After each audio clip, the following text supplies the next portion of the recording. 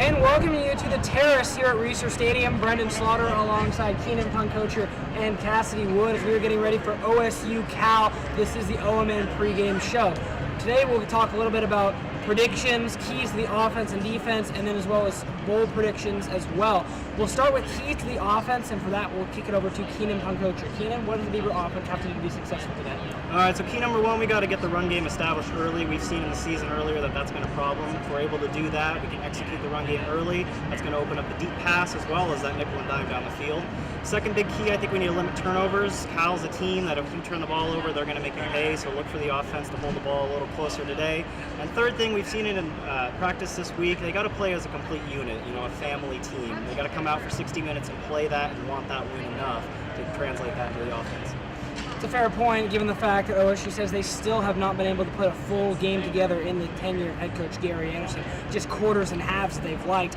Obviously, we have a big challenge with Davis Webb and the Cal offense on fire right now. What does the Beaver defense have to do to try to limit the NCAA's leader in passing yards, Cassidy? Yeah, first of all, the big key here is the Beavers are going to need to come out strong. They're going to need to focus on their man-to-man coverage. Davis Webb, transfer student from Texas Tech, knows how to go through his reads. He has Chad Hansen receiving. He's the second leading receiver in the nation currently. So just making sure the coverage is there is going to be really important.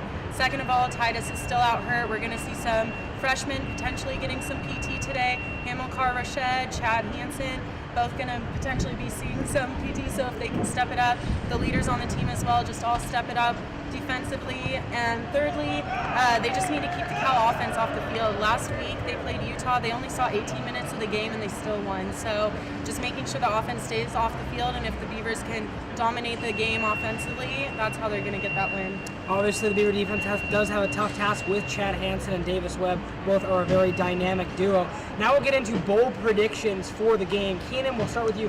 What is your bold take on the day? All right, bold take to go along with my first key to the game of getting the run game early established. I think look for Tavis Pierce and Ryan All to each rush for at least 100 yards today. Wow, Oregon State rushing for 200 total yards or more. That is bold, my friend. Cassidy, to you. All right, I think that one of the freshmen, either Hamilcar or either Hamilcar or Joa, are gonna get an interception, run it back for a pick six. Run it back for a pick six. That is also quite bold. My prediction: Daryl Garrettson throws for over 300 yards today. I've been saying it for a while. I think it might actually happen this week. Is it the Oregon State passing game is going? I think it might be a shootout kind of a game where the Beavers have to pass to keep things going. Now we'll talk score predictions and see where everyone stands. Keenan, what's your prediction for this one? So I think despite the Beavers probably playing the best game they played all season, I think Cal's going to run away with it. I'm going to say 48-24 Cal. 48-24. Cassidy, how about yourself? So I agree with Keenan. I think Cal's going to walk away with the win on this one, but maybe not such a wide spread. I'm going to say maybe 37-24. Cal seems to be the order of the day. I'm not going to disagree. I think Cal will get the win, but I'm going to say 31-28. I think it'll be a closer game than people think. I think Cal might be overlooking the Beavers after a very emotional win against Utah last week. Now we'll kick it over to Brian Rathbone and Josh Warden on the field with the rest of the OMN pregame show. All right, thanks, Brendan. We're out here on the field at Reser Stadium ahead of the Oregon State and California football game. Kickoff just after 6 p.m. today. I'm Josh Warden, joined by Brian Rathbone.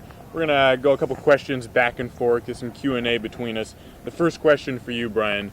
California's quarterback, Davis Webb, just puts up ridiculous numbers. Daryl Garrettson, a little bit injured, banged up, hasn't put up the biggest numbers. Will Davis Webb, how many more passing yards will Davis Webb have today than Daryl Garrettson, or will it go the other way? I'm going to go with Davis Webb. I'm not going to go the other way. Mainly because, the last two games, Daryl Garrettson hasn't put together a full game. He hasn't, played the second half. So, Davis's numbers are going to probably be a little more skewed just because he's been playing four more quarters the last 2 weeks than he has. But I'm going to go Davis Webb by at least 150.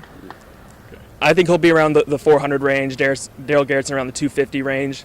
I think if he's able to do that, and if Oregon State's able to because Oregon State wants to establish a running game, they want to be able to burn up some clock. And so I don't see Garrettson, unless they get into a shootout, I don't see him throwing for as many yards as Davis. So Josh, my first question for you. Catching a lot of Davis Webb's passes, Chad Hansen leads the nation, or is one of the leading receivers. He is the leading receiver in the Pac-12. Last week he was held to less than 100 yards for the first time this season. Yeah. Treston Decoud is going to be guarding him a lot. Decoud is one of the best corners in the Pac-12. Yeah. Will Decoud hold Hansen to under 100 yards. I like Daku's ability to be physical. He's 6'3". I think that could help against Chad Hansen. However, 60 minutes is a long time to hold Chad Hansen in check. I think Daku will have his moment. He'll do well, but Hansen's still going to end up with 100, if not more than that. So I'm going to say no, Hansen gets at least the triple-digit mark. Fair enough. All right, for you, Jordan Villeman going to the Oregon State offense. 7 catches this year through 4 games. He was a leading receiver last year.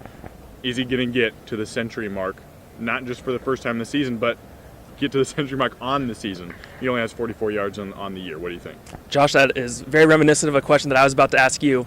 I think he will get to the century mark. I think he'll get above that 50 yards, maybe even 60 yards. Jordan Villeman, obviously very talented. We've seen in the past what he can do, and he struggled a little bit with, which he admitted he got a little complacent, this year. So I think he snapped out of it a little bit. I expect them to get him involved with the offense. He is still projected to be the starter, on the depth charts that were released today. So I say yes, he's going to get over the century mark. All right, so Artavis Pierce last week out-rushed Ryan Nall. Ryan Nall hasn't put together a 100-yard game. So my question for you, Josh, who rushes for more yards, Ryan Nall or Artavis Pierce? Or is it a wild card, someone who isn't a running back? It's interesting. Of the 4 games this year, Nall has been the leading carrier twice, and non-Nall players, for one in last week's case, it was Pierce. I'm going to go with Ryan Nall is going to be the leading carrier. It's been Nall, not Nall, Nall, not Nall, and this week it's Nall's turn to take the lead. I don't know how many yards it'll be, but I'm going to say Ryan Nall. I can't disagree with that logic, Josh. All right, last question, a little bit more open-ended. Oregon State's favored to lose this game, about 12 or 13, depending on the line. What outcome does Oregon State want in order to feel good about this game? Is it a win? Is it a close loss even? Do they need the W? What are your thoughts? I think if they're able to execute their game plan where they, follow kind of what Utah did last week, where they, control the clock with the run game, not giving Cal's offense a lot of time on the field. I think if they can do that, that's a step in the right direction. If it's a close game, I think that's good. I think if they get blown out, obviously that's not what they're looking for, and obviously win would be, really great for them. Okay. And then my final question for you, Josh. Victor Bolden, within 100 yards of, breaking the all-time return records here at OSU. How many kick returns does it take for him to get it? Is it 1? Does he get it, on the opening kickoff? Does it take 3 or 4? How many do you have him taking to break the record? I think he needs 96 yards to get the all-time historical record in OSU history. I'm going to say 3. He's going to have 1 that goes for 40, and then the other 2, he just needs to get around that 30-yard mark. 3 kickoff returns. Bold prediction, by the way, he's going to get that record in the first half today. That's my prediction. First half today. It's a great pick, Josh. There you go. Alrighty. Well, for Brian Rathbone, Brendan Slaughter, Keenan Puncocher, and Cassie Wood, I'm Josh Warden. You can listen to the play-by-play of the game on KBVR Corvallis or kbvr.com/listen. Thanks for watching the Orange Media Network Football Preview.